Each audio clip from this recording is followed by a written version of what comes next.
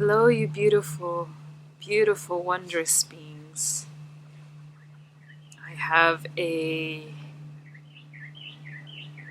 beautiful collective oracle reading on another synchronized Tihash day. That would be the day of the obsidian blade, the obsidian mirror, the energy of truth, the energy of looking at the truest reflections in our life, in our present, in our past, in our future, in all timelines across space and dimension. And let's get into the cards. I've been connecting with beautiful Mama Cacao today, and she just has a lot of strength today, a lot of power and potency moving inside me. And she gave me the idea of actually making this a twin flame sacral and root chakra reading. So we're going to focus on the energy of two, the energy of the twins, the energies and frequencies and tones of partnership, sacred union, also the trickster energy, the energy of perhaps soulmates, the energy of the necessary karmic ties and karmic partners that need to come into our life in order for us to clear and make space in our sacral and in our root chakra to bring down the most holy, the most sacred, the most rooted, grounded, safe, and also simultaneously expansive partnership that we came here to experience. Let's go first to the karmic energy. Let's go first to the soul partnerships, the karmic partnerships, the trickster energy that I was talking about. And we have the Fool card as the first card of the reading. A fool in love. Who doesn't love to be in those early stages of the romance, in those early stages of getting to know somebody, of letting somebody get to know you, of opening from this space, of offering, offering yourself, offering your frequencies, your time, your energy, your stories, your voice, and of course your heart in a lot of instances. So this fool, he has an offering in his hand. He has a flower or a rose, you could say. And, he just has this look on his face like, I'm going into this without any expectations, without any demands. I'm like a deer in the headlights. I'm a fool.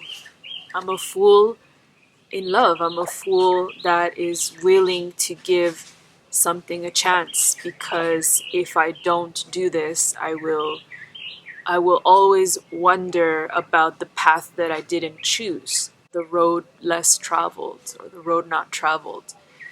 You have gone into certain unions and partnerships simply for the fact that they were karmic completion cycles. They were necessary points where you needed to heal certain things about yourself, where we all needed to heal in the collective, the higher aspects of the twin flame collective, to now be choosing higher timelines, higher partnerships, the truest alignments, the truest and most fruitful mirror reflections in our life. And this fool is sweet, it's innocent. A lot of it, I think, for you, it may be bringing up memories of like the purest, most innocent, youngest, freest, most adventurous love stories that you've had.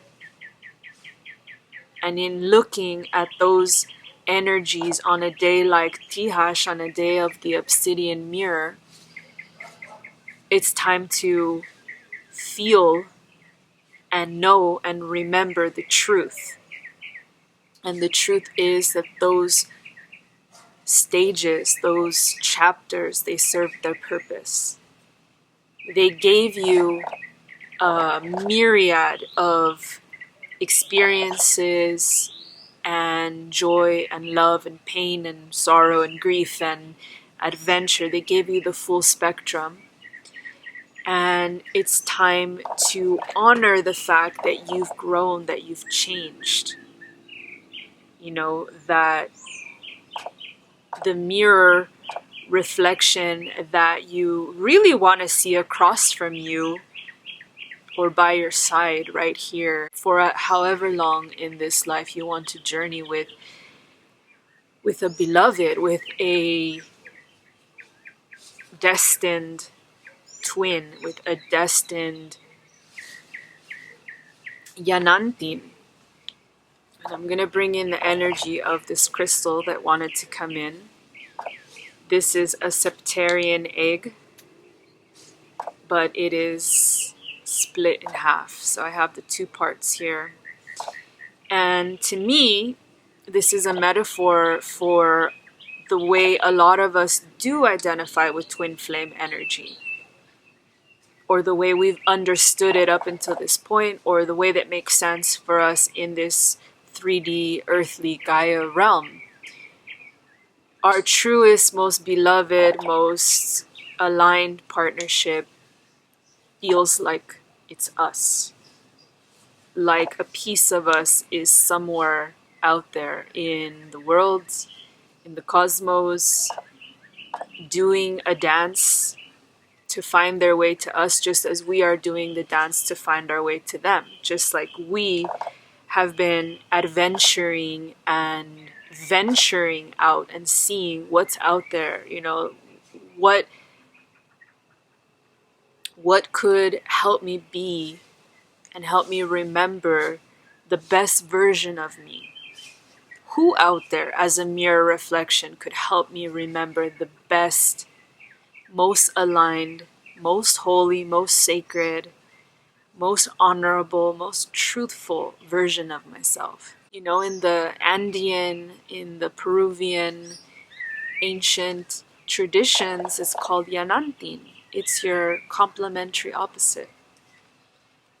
And to me, that is the twin flame energy. It is why we seek. It is why we ache for somebody else in this world. It is why we go through trials, tribulations, you know, false twins, false, kind of like that energy of illusion and delusion when we meet certain people who appear to be a certain way, who charm, who have lots of qualities, and, you know, navigate the relationship with us in a way that, again, we learn a lot, we grow a lot, we love a lot, but at some point we realize, I want more.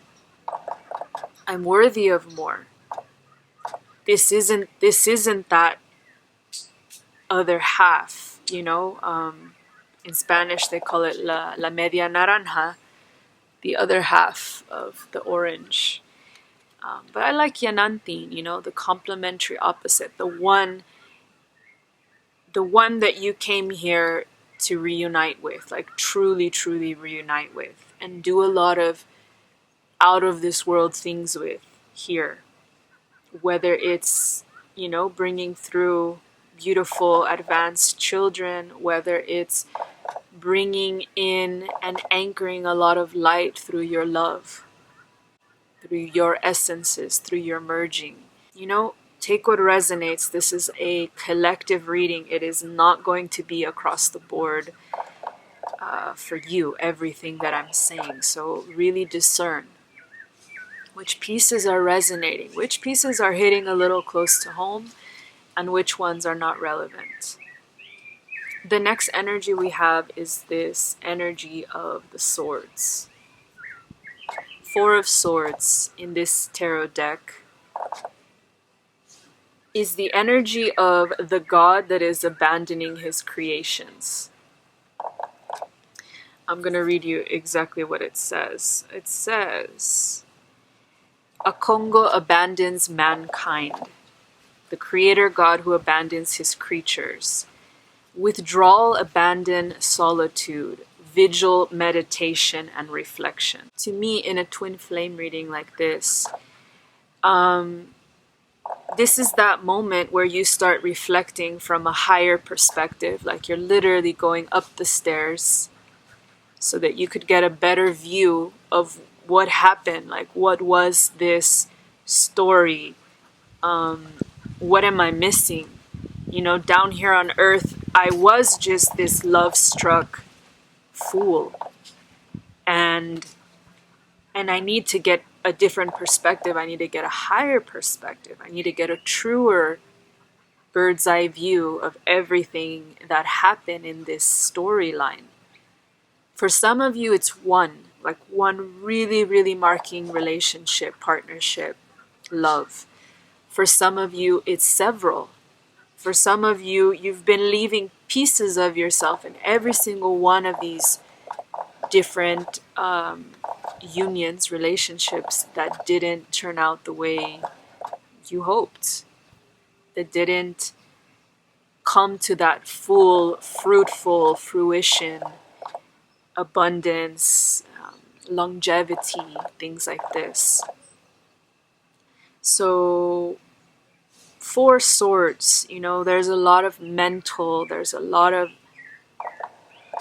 sharp, again, Obsidian Blade Day, so there's a lot of sharp and mental pieces to your story. Today, you can analyze that relationship from a more rational, a more masculine place, and use the energy of the sharp cutting swords or the obsidian blade so that you could see the truth of the matter. Like, cut away the illusion, cut away the veil, cut away the prettiest memories and the most, the most emotional memories. Cut away a little bit at that, trim some of that, trim around the edges, and see what you're left with. And for a lot of us, we might actually get to the juicy part. We might actually cut all the skin off of the fruit, and then we're left with that perfect, juicy, truthful fruit, which is telling us it wasn't it. You were not your best self. They were not their best self. You tried. And I think for a lot of us, that's why we need that obsidian energy. That obsidian energy shows us where there were cracks in the story, where you don't have to regret anything.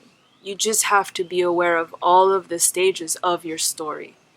The good ones, the trials, the times where you guys were not seeing eye to eye, the times where your communication was completely lacking.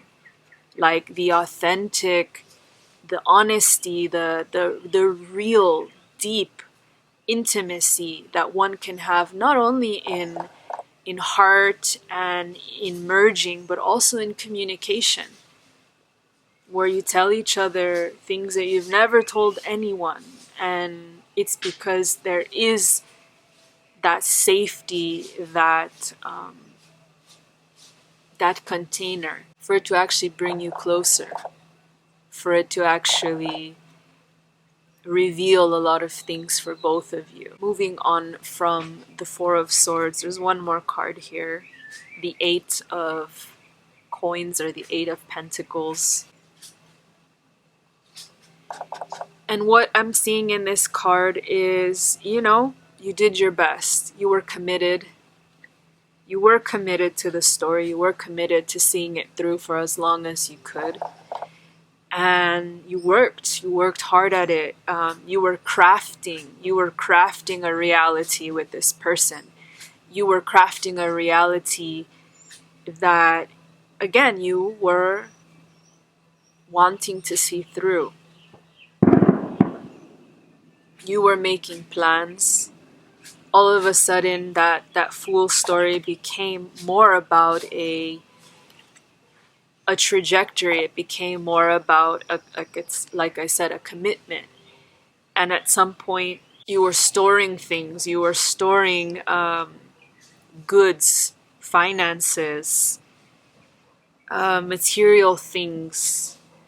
You were mounting a life together physically, like with things. So much so that it took away from everything else in your life. It took away from everything else in your union, in your merging. And to me, it's kind of like that energy of, do you really want to hold on to somebody because of all the material that you've accumulated together, and that material, the house, the goods, the car, the kids, even in some instances for some of you, because you've amounted all of those earthly things, those material things. Of course that means you have to see this through to the end. Of course that means you're going to fight tooth and nail for this person to stay in your life, or they're going to fight tooth and nail for you to stay in their life. But remember, you've already gotten enough clues, you've already gotten enough sharp visions and sharp hits and, obsidian reflections that want you to be at peace with an ending, that want you to be at peace with loving the person for who they were in your life, loving the chapter, loving yourself in that chapter, loving yourself in that partnership, and also accepting that times have changed, and also accepting that at some level you always knew there would be an expiration date on that relationship in this lifetime. It's hard to face that sometimes, but a lot of us, men and women, we have a moment in a relationship where we already get that intuitive hit. This is not a forever love. This is not a forever union. This is not a forever partnership. This is not a forever marriage. And that is the truth of the obsidian blade coming through right now. Hard to hear that. For some of us, hard to face that moment when it happens in real time in our life. And a lot of us shove it under the rug. A lot of us decide, nope, still going forward with this person. Nope, carrying on with the marriage. Carrying on with the, the games and the the dance with this person. So I want to pick one more tarot to just kind of get us into this energy of acceptance and energy of honoring. It's like almost like you're putting this all to rest. You are giving it a little funeral in some way. Like, that's kind of what I'm getting. Like, there's earth involved. You're like digging up some earth, and you're maybe putting a photo inside of the earth. And this can all be just in meditation. You're putting a photo, a snapshot of you and that love into the earth, and then you're covering up the photo with the dirt once again, and you are laying it to rest with full gratitude and full love and full acceptance and full trust that the timing of this is perfect. And it is in putting to rest the old, the ancient, the potent parts of our past mirror reflections yeah, that we get to see what else is there for us.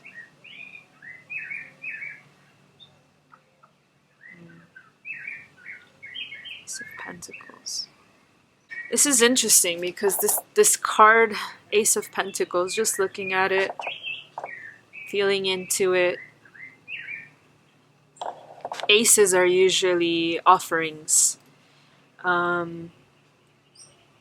incoming energy. And here, there is a baby at the bottom.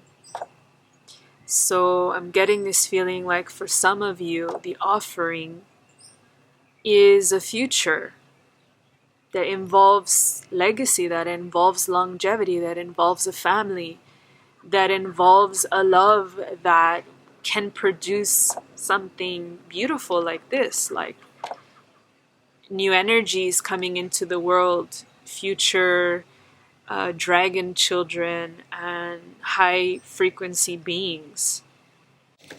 And just all of this golden energy, all of the golden energy on this god represented here, his mask, his face. To me, it's a new start. It is a golden ticket, you could say. A golden offering that will produce, for a lot of you, children. So only if that resonates, take it. 2 more cards from the tarot. We have this energy of the Nine of Swords. So we've gone up in the mental games, and we've really entered this space where there is a battle. There's a battle in your mind.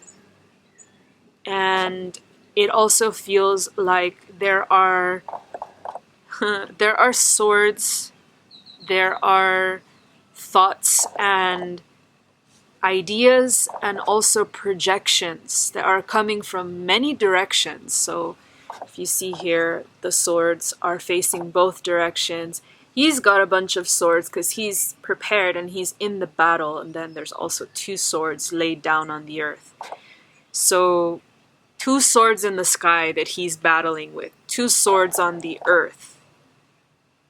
And then the rest of the swords are all on his body.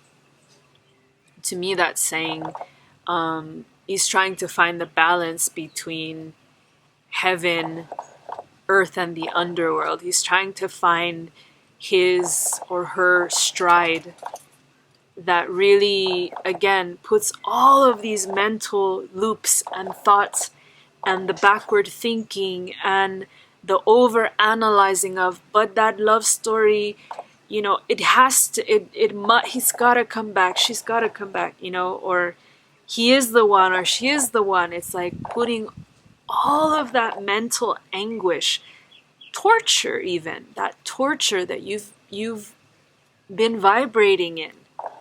A lot of it unconsciously, but also a lot of it consciously. You've been allowing it to hinder the new energies that are coming in, the new offer, the new love, you know, the new love, but the one, again, that produces the fruit, the future. So after all of that mental anguish, we end with the energy of the 2 of coins. And I do love this card. In this card, it is a dance. It is a shamanic dance. It is that energy of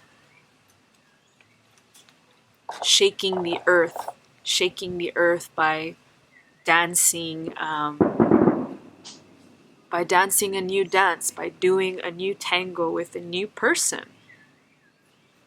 And the fact that it's a 2, I think, is beautiful, because we went from the 1 of Pentacles, which was the offering, to the 2 of Pentacles, which is the dance. So to me, that says somebody is going to enter your life. You have to, and you're invited to, shake out all of the old energy, like do that last dance, I think it's Donna Summer. She has this song called The Last Dance. Do that last dance where you shake out, you honor, you remember all of the feelings, all of the stories, all of the thoughts, the memories from that love story. You're not afraid. You're not afraid of completing, laying to rest, transmuting,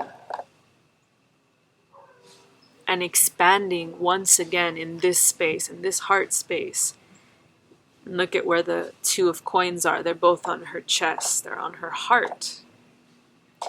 You're not afraid to be the fool once again.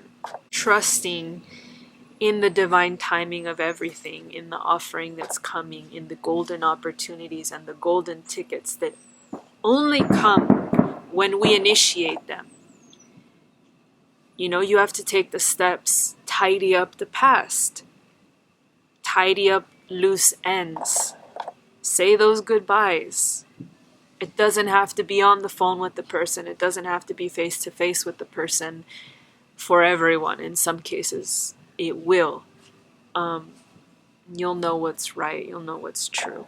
I hope those African American tarot cards were not so much of a downer energy for you. I truly, truly love that deck. I think it is so powerful. It always brings lots of insights and just a sense of exploration into everything that's going on in the now inside of us. And I honor all the cards that came out. I feel like it's given us a lot to work with. In the Crystal Skull Oracle cards, the first card that came out, you saw me shuffling at the beginning with the Palo Santo. Empathy and compassion. Empathy and compassion for yourself, for the partner that no longer is gonna move forward with you. Empathy and compassion for the endings that are coming, and also empathy and compassion for the Fool. Because the Fool is not a negative energy. You know, the Fool is a very beautiful archetype. It is a tonality of purity, and it is a tonality of, you know, like the first one into the deep end of the swimming pool, the first one to take a risk. Think about how many people never open their heart enough to even take a risk for love the way you have, or for some of you, many times, to risk opening your heart and letting somebody in, and risk loving somebody else as much as you have, as much as you did, as much as you are capable of.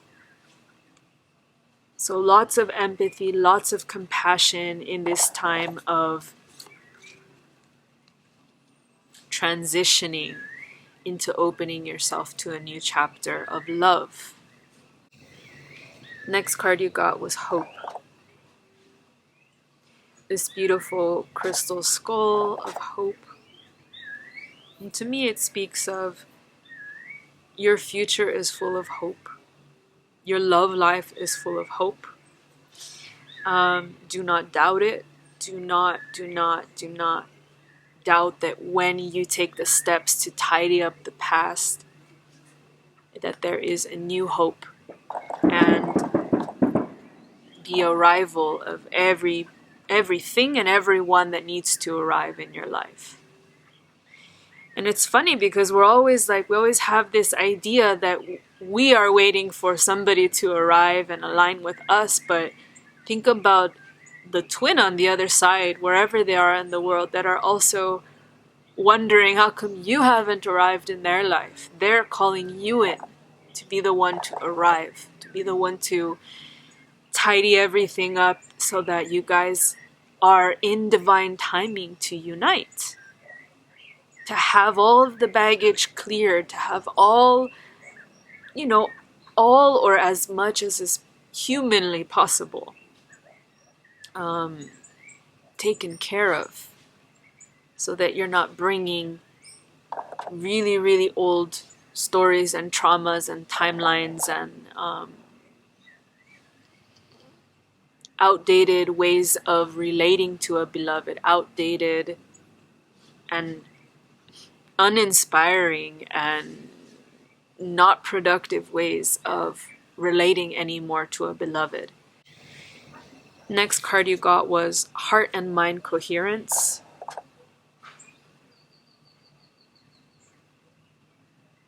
And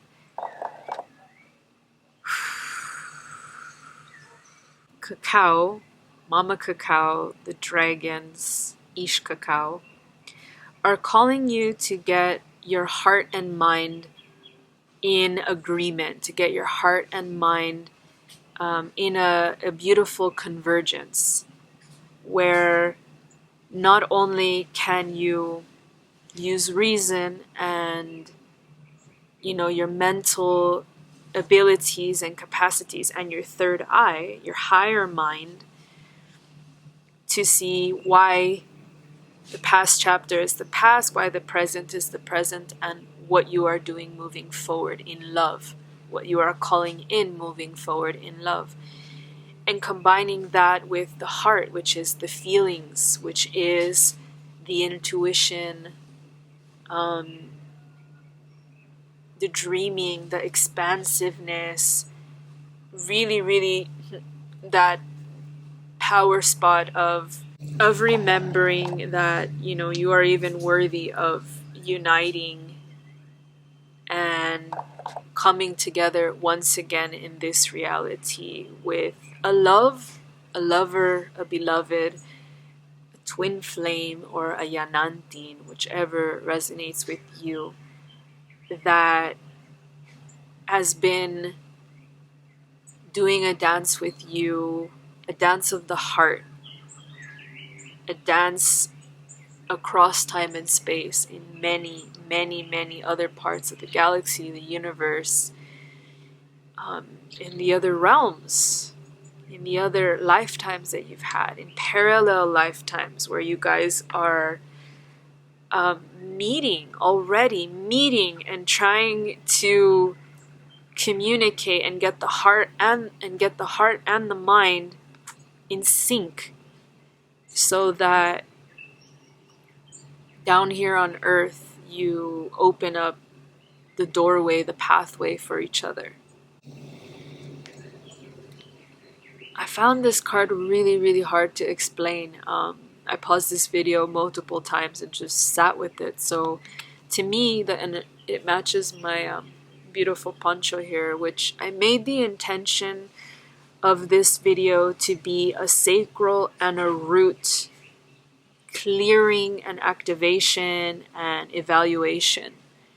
So for a lot of you, it's not only about heart and mind convergence. It's once those pieces are converged, bringing that down back to earth, bringing it down through the rest of your chakras, through your solar plexus, your sacral, and your root. Because then it makes that union, it brings that union closer to materialization here on this plane. Final card you got was Grace. I've never gotten this card before. The lighting on the card has the third eye here shining, kind of like there's a focal energy on the third eye. But again, all of this black, all of these reflective tones, all of these deflective tones. So black is the energy that contains no color. It is, the void. It is the origin. It is the beginning. It's like the womb space. So for some of you, with combined with the word grace, I think for some of you, you are invited to connect with the mother. You're invited to connect with the cosmic mother, the cosmic womb, the cosmic void, and to ask her to bless you with her grace, to allow you a really, really clean system, chakra by chakra, in the mental spaces, in the heart spaces, in the root spaces, in your sacral, to allow her to wash you with grace from top to bottom, so that you are not afraid to be the fool once again, so that you're not afraid to honor the dreams that you've had from time immemorial, to be here on earth with a divine partner, with a true match, with a true love, with the father of your children or the mother of your children, the one that you want to dance into new earth with, co-create wondrous things with. And for a lot of us, we do have to ask for grace. We are invited to connect with the divine creator, the feminine creator, the mother energy, the mother cosmos energy. Because she is so powerful, and she is very invested. She is very, very invested in you achieving what you came here to achieve, and that includes love. For a lot of us, our soul purpose involves not only the inner union, but the outer union, the alchemical divine union with another, with a twin flame, with a Yananti. So with that, I'm going to wish you just a really powerful period where you invite in the obsidian energy, where you invite in the truth, where you invite in the mirror, and you converge the mind, the heart, and the root. And, you co-create in this realm with your beloved until you are physically co-creating. So you psychically co-create, you dream weave, you drink your cacao and you visualize them, you invoke them. You can just say, I invoke my beloved, I invoke my Yananti, I invoke the highest